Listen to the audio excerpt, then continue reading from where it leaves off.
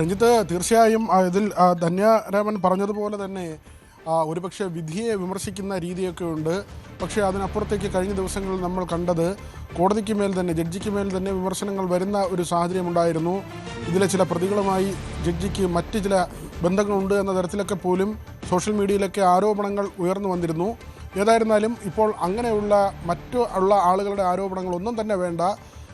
ഈ അതിജീവിത തന്നെ ഇപ്പോൾ അവരുടെ പരാതിയുമായി രംഗത്തെത്തിയിരിക്കുന്നു. അവർ അക്കമിട്ടാണ് പറയുന്നത്. ഈ കേസിൻ്റെ വിചാരണാ ഘട്ടത്തിൽ നേരിടേണ്ടി വന്ന ബുദ്ധിമുട്ടുകൾ ഒന്നൊന്നായി പറയുന്നു. ആദ്യത്തെ 2 പ്രോസിക്യൂട്ടർമാർ, ഈ കേസുമായി ബന്ധപ്പെട്ട് വന്ന പ്രോസിക്യൂട്ടർമാർ തന്നെ തന്നോട് പറഞ്ഞു, ഈ കേസിൽ നീതി കിട്ടാൻ പോകുന്നില്ല. കോടതിയുടെ ഭാഗത്ത് നിന്ന് ശത്രുതാ മനോഭാവത്തിലാണ് പ്രോസിക്യൂഷനോടുള്ള ഒരു നിലപാട് വരുന്നതെന്ന് 2 പ്രോസിക്യൂട്ടർമാർ തന്നോട് പറഞ്ഞു. 3ാമത്തെ പ്രോസിക്യൂട്ടറും ഇതേ കാര്യം തന്നെയാണ് പറഞ്ഞതെന്ന് അവർ വ്യക്തമാക്കിയിരുന്നു. ഏതായിരുന്നാലും 3ാമത്തെ പ്രോസിക്യൂട്ടറും അദ്ദേഹം ഈ വിധി വന്ന ശേഷവുമുള്ള അദ്ദേഹത്തിൻ്റെ പരാമർശം ആ തരത്തിൽ തന്നെയായിരുന്നു. മറ്റൊന്ന്, ഈ ഇപ്പോൾ ശ്രീമതി ധന്യ രാജേന്ദ്രൻ മാധ്യമ പ്രവർത്തക ടെലിഫോണിലായിരുന്നു. ധന്യ രാജേന്ദ്രൻ, ഇവിടെ അതിജീവിതയുടെ നിരാശ, അത് അവർ കേൾക്കുന്നുണ്ടോ? ഈ അതിജീവിതയുടെ നിരാശ, അവരുടെ വേദന നേരത്തെ അവരുടെ സുഹൃത്തുക്കളിൽ നിന്നൊക്കെ നമ്മൾ കേട്ടതാണ്.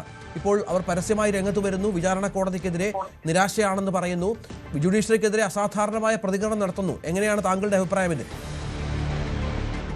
അല്ല, അവരുടെ വ്യക്തിപരമായ അഭിപ്രായമാണ് പറയുന്നത്. എന്തെന്ന് വെച്ചാൽ അവർ കൃത്യമായിട്ട് പറയുന്നുണ്ടല്ലോ, ഈ ഒരു കേസ് ഓപ്പൺ ട്രയൽ വേണം. അതായത് പ്രോസിക്യൂട്ടറെ മാറ്റാൻ ശ്രമിച്ച കാര്യവും അതൊക്കെ നമുക്ക് എല്ലാവർക്കും അറിയുന്നതാണ്. അതായത് പ്രോസിക്യൂട്ടർ റിസൈൻ ചെയ്തു എന്നും ജഡ്ജിനെ മാറ്റാൻ ശ്രമിച്ച കാര്യമൊക്കെ നമുക്ക് എല്ലാവർക്കും അറിയുന്നതാണ്.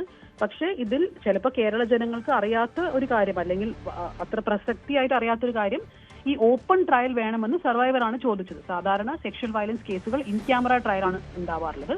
ഈ കേസ് ഇൻ ക്യാമറ ട്രയൽ വേണമെന്ന് ചോദിച്ചത് അക്യൂസ് നമ്പർ 8 ദിലീപാണ്. പക്ഷേ ഈ ട്രയൽ എന്താണ് സംഭവിക്കുന്നത് ജനങ്ങളും മീഡിയയും കാണണം എന്ന് ആഗ്രഹിച്ച ഒരാളാണ് ഈ സർവൈവർ. അവർക്ക് ഇതിലൊന്നും മറച്ചു വെക്കാനില്ലാത്തതുകൊണ്ടായിരിക്കാം അവർ അങ്ങനെ പറഞ്ഞിട്ടുണ്ടാവുക. അതുകൊണ്ട് അവർ ഡിസപ്പോയിന്റ്മെന്റ് രേഖപ്പെടുത്തുകയാണ്. പിന്നെ അത് മാത്രമല്ല, ഈ ജഡ്ജ്മെന്റ് വായിച്ചതിന് ശേഷം നമുക്ക് മനസ്സിലാവുന്ന ഒരു കാര്യം, അറ്റ്ലീസ്റ്റ് 4 or 5 കൗണ്ടുകളിൽ ജഡ്ജ് ഈ അതിജീവിത പറഞ്ഞ കാര്യങ്ങൾ തന്നെ വിശ്വസിക്കാത്തതും അല്ലെങ്കിൽ അത് കൊറാബറേറ്റ് ചെയ്യാൻ പറ്റില്ല എന്നും പറയുന്ന പല സന്ദർഭങ്ങളുണ്ടായിട്ടുണ്ട്. അതായത് ഒരു ജഡ്ജ്മെന്റിൽ നോർമലി വിറ്റ്നസ്സുകളെ ഡിസ്കാർഡ് ചെയ്യോ അല്ലെങ്കിൽ ആക്സെപ്റ്റ് ചെയ്യോ ജഡ്ജിന്റെ പ്രൊറഗേറ്റീവ് ആണ്. അതിന് ജഡ്ജിന് പല കാരണങ്ങളുണ്ടാവും, ടെക്നിക്കൽ, നോൺ ടെക്നിക്കൽ, എന്ത് വേണമെങ്കിലും ആവാം.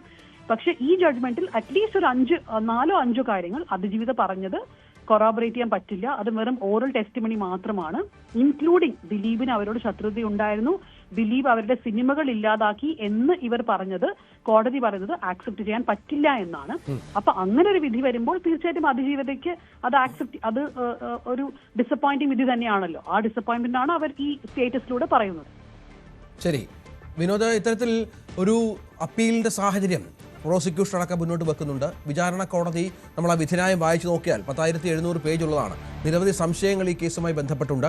വിചാരണയുടെ 2ാം ഘട്ടത്തിലാണ് ദിലീപിനെതിരെയുള്ള, നടനെതിരെയുള്ള തെളിവുകൾ ഇല്ലാതായത് എന്നും അതിൽ പ്രോസിക്യൂഷന് അല്ലെങ്കിൽ അന്വേഷണ ഏജൻസിക്ക് വലിയ പിഴവ് പറ്റിയെന്നുമുള്ള ആക്ഷേപവും മറ്റുമുണ്ട്. അപ്പോൾ ഒരു പുനരന്വേഷണം എന്ന ഘട്ടത്തിലേക്ക് പോലും ഒരുപക്ഷെ അപ്പീൽ കോടതി ഇതിനെ പരിഗണിച്ചേക്കാം. തീർച്ചയായും രഞ്ജിത്ത്, ഇതിനകത്ത് ഒരുപാട് വൈരുദ്ധ്യങ്ങളുണ്ട്. കാരണം ഈ മെമ്മറി കാർഡ് ചോർന്നു എന്നത് അന്വേഷണ സംഘത്തിൻ്റെ കണ്ടെത്തലായിരുന്നു. പക്ഷേ അത് സാധൂകരിക്കുന്ന തരത്തിലുള്ള കാര്യങ്ങൾ വിധി പ്രസ്താവത്തിലുണ്ടായിരുന്നില്ല. അതിനെ ഡിനേ ചെയ്യുന്ന തരത്തിലുള്ള കാര്യങ്ങളാണ് അതുമായി ബന്ധപ്പെട്ടുണ്ടായത്. അതുമുതൽ തന്നെ പല കാര്യങ്ങളിലും പ്രോസിക്യൂഷൻ മുന്നോട്ട് വെച്ച പല വസ്തുതകളും പൂർണ്ണമായി നിരാകരിക്കുന്നൊരു സാഹചര്യമുണ്ടായിരുന്നു. അത് കോടതിയുടെ വിവേചനാധികാരമാണ്. അതിൽ തെളിവുകളുടെ അടിസ്ഥാനത്തിലായിരിക്കും ഒരുപക്ഷെ കോടതി മുറിയിൽ ജഡ്ജി ഒരു തീരുമാനമെടുക്കുക. അതിൻ്റെ ന്യായാന്യായങ്ങൾ ഒരുപക്ഷെ നമുക്ക് പോലും നിർവചിക്കാൻ കഴിയുന്ന തരത്തിലായിരിക്കില്ല. പക്ഷേ ഇവിടെ പുറത്തുനിന്നുള്ള ആരുടെയെങ്കിലും വിമർശനമല്ല. ഇപ്പോൾ ഏറ്റവും ഒടുവിൽ വന്നിരിക്കുന്നത് ഈ അതിജീവിത തന്നെ അതിരൂക്ഷമായ ഭാഷയിൽ വിധിയെ എന്നതിനപ്പുറത്തേക്ക് ജഡ്ജിയെ തന്നെ കേന്ദ്രീകരിച്ചിട്ടുള്ള അവരുടെ വിമർശനമാണ് ഇപ്പോൾ ഉന്നയിച്ചിട്ടുള്ളത്. ജഡ്ജിയെ മാറ്റണമെന്നാവശ്യപ്പെട്ട് രാഷ്ട്രപതിക്കും സുപ്രീം കോടതി ചീഫ് ജസ്റ്റിസിനും പ്രധാനമന്ത്രിക്കുമൊക്കെ താൻ കത്തയച്ചിരുന്നു. പക്ഷേ നടപടി ഉണ്ടായില്ല എന്ന കാര്യം പറയുന്നു. തുറന്ന കോടതിയിൽ ഇതിൻ്റെ വിചാരണ നടക്കണമെന്ന ആവശ്യം താൻ മുന്നോട്ട് വെച്ചിരുന്നു. പക്ഷേ അത് നിരാകരിക്കപ്പെട്ടു. തനിക്ക് താല്പര്യമായിരുന്നു എന്ത് തരത്തിലുള്ള വിചാരണയാണ് നടക്കുന്നതെന്ന് പൊതുജനങ്ങളും മാധ്യമങ്ങളും ഒപ്പം തന്നെ തനിക്കുമൊക്കെ ഇത് നേരിട്ട് മനസ്സിലാക്കാനുള്ള സാഹചര്യം വേണമെന്ന ആവശ്യം മുന്നോട്ട് വെച്ചു. പക്ഷേ അത് പൂർണ്ണമായും ജഡ്ജി തള്ളിക്കളഞ്ഞു എന്ന കാര്യം പറയുന്നുണ്ട്. 2 പ്രോസിക്യൂട്ടർമാർ, അതായത് കേസിൻ്റെ തുടക്കത്തിൽ വന്ന 2 പ്രോസിക്യൂട്ടർമാർ ഒരേ സ്വരത്തിൽ പറഞ്ഞു പ്രോസിക്യൂഷനോട് ശത്രുതാ മനോഭാവത്തോടു കൂടിയാണ് ജഡ്ജി പെരുമാറുന്നതെന്ന കാര്യം തന്നോട് പറഞ്ഞിരുന്നു എന്നുകൂടി അവർ ഇതിൽ വ്യക്തമാക്കുന്നുണ്ട്. മാത്രമല്ല ഇതിൽ ഏറ്റവും പ്രധാനപ്പെട്ട കാര്യം അവരുടെ നിരാശ പ്രകടമാകുന്നത് രാജ്യത്ത് എല്ലാവർക്കും ഒരുപോലെ അല്ല നീതി എന്ന കാര്യം അവർ അടിവരയിട്ട് പറയുന്നു. അതായത് ഇത് നീതി നിഷേധമാണ്, കൃത്യമായ വിചാരണയല്ല നടന്നത്, വിധി ബയാസ്ഡാണ്, ഏകപക്ഷീയമാണ് എന്ന് തന്നെയാണ് അവർ ഈ കത്തിൽ പറഞ്ഞു വയ്ക്കുന്നത്. മാത്രമല്ല ഈ കത്തിൽ ഈ അക്കമിട്ട് കാര്യങ്ങൾ നിരത്തുന്നതിന് മുൻപുള്ള ഒരു ഭാഗത്തിൽ അവർ പറയുന്നത് ഇവിടെ നടക്കുന്ന PR വർക്കിനെയൊക്കെ വിമർശിച്ചുകൊണ്ടാണ് പണം വാങ്ങിയവർ അവരുടെ പണി ചെയ്തുകൊള്ളൂ, ഇതിലെ ചില ആളുകളിൽ നിന്ന് നിങ്ങൾ പണം വാങ്ങിയിട്ടുണ്ട്, ആ കാര്യങ്ങൾ നിങ്ങൾ ചെയ്തുകൊള്ളൂ, തനിക്കെതിരെ ചില കള്ളക്കഥകൾ ഇതിനകം തന്നെ പ്രചരിക്കുന്നുണ്ട്, കഴിഞ്ഞ ദിവസങ്ങളിലും അങ്ങനെ കഥ പ്രചരിക്കുന്നുണ്ട്, ഇതിലെ 1-ാം പ്രതി തൻ്റെ പേഴ്സണൽ ഡ്രൈവറായിരുന്നു എന്ന തരത്തിലാണ് അതിൽ ഒരു കഥ.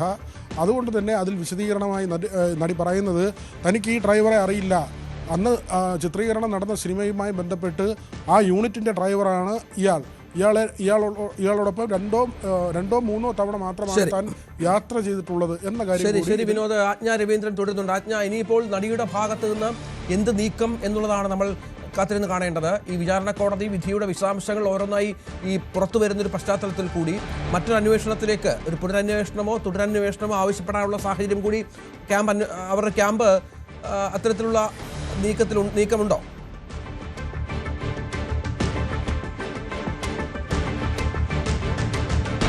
ചെയ്യാവുന്ന ആദ്യത്തെ കാര്യം അപ്പെക്സ് കോർട്ടിലെ ഇതുമായി ബന്ധപ്പെട്ടുള്ള അപ്പീലിന് പോവുകയാണ് രഞ്ജിത്ത്. അതേ തുടർന്ന് ഒരു പക്ഷേ ഈ അപ്പീലിൽ